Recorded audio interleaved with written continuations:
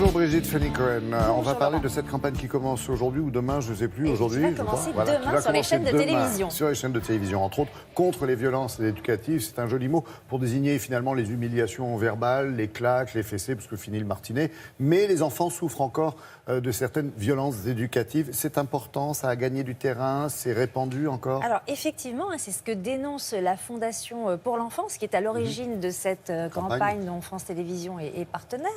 Et elle avance des chiffres quand même qui sont assez impressionnants, puisque selon la Fondation pour l'enfance, 85% des parents utilisent encore les violences éducatives ordinaires. Et vous l'avez dit, c'est quoi la gifle que l'on peut donner parce que l'enfant a eu un 0 à l'école, ou les cris parce qu'il aura cassé une assiette, les vexations, les humiliations, Secouer les comme ça, insultes, hein. enfin bref, tous ces gestes qui peuvent être considérés comme ordinaires par certains parents. Or, non, il n'y a pas de petits coups, de petites claques. Toute violence est une vraie violence. Il n'y a pas de violence mineure. Et la Fondation pour l'enfance avance même le chiffre que 50% des parents commencent à frapper leur enfant. En France, France, commencent à frapper leur enfant avant l'âge de 2 ans. Et ils sont persuadés, ces parents, que, ayant reçu cette éducation-là, cela leur a été profitable et cela sera profitable à leur enfant aussi. Mais de plus en plus d'études, des études de psychologie, des études sur le cerveau montrent que, évidemment, il y a des répercussions sur la santé mentale et physique de ces enfants avec ces violences, mais qu'il y a des répercussions aussi dans le temps à très long terme jusqu'à l'âge adulte. Et c'est ce que veut montrer cette campagne. We three, we're all alone, living in a memory. My echo, my shadow. Les conséquences des violences éducatives ordinaires sur un nourrisson peuvent être très graves. Le fait de les frapper, le fait de leur hurler, ça va les tétaniser, les sidérer et ça va les inonder d'hormones de stress. Donc ça empêche les connexions neuronales et quand on a un nourrisson, c'est 1000 connexions neuronales qui se fait par seconde. Ça va interrompre ce fonctionnement.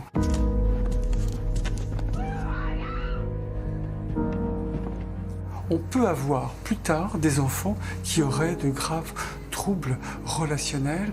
L'enfant pourrait être mutique ou alors agressif. Et ça peut se repérer quand on est en crèche. On repère les enfants qui sont très agressifs, qui sont pas dans la relation avec les autres ou qui sont agressifs avec les éducateurs. Des études américaines ont montré qu'il y avait plus d'échecs scolaires dans les familles où on pratiquait les violences éducatives ordinaires avec un QI qui baissait. Donc on sait que ça va jouer sur l'apprentissage et sur la scolarité. Maintenant, ce qui est positif, c'est que quand on aide les parents à ne pas utiliser ces violences éducatives ordinaires, le QI remonte et les enfants réapprennent.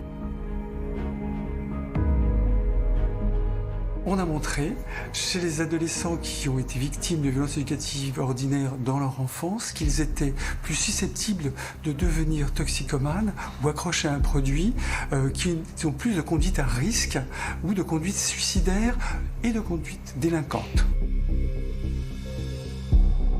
À l'âge adulte, on peut avoir, du fait des imprégnations répétées d'hormones de stress, des troubles liés au stress qui sont soit de l'anxiété, soit de la dépression, mais il peut y avoir aussi des maladies somatiques avec une aggravation d'un diabète par exemple, ou des eczémas. On peut retrouver des maladies auto-immunes ou des cancers tardifs. À l'âge adulte, il peut y avoir violence dans le couple, qui peut être lié aux violences qu'ils ont subies pendant leur enfance et il peut y avoir violence en direction de leurs enfants. Il faut remettre en question cette éducation pour ne pas reproduire ce qu'on a vécu.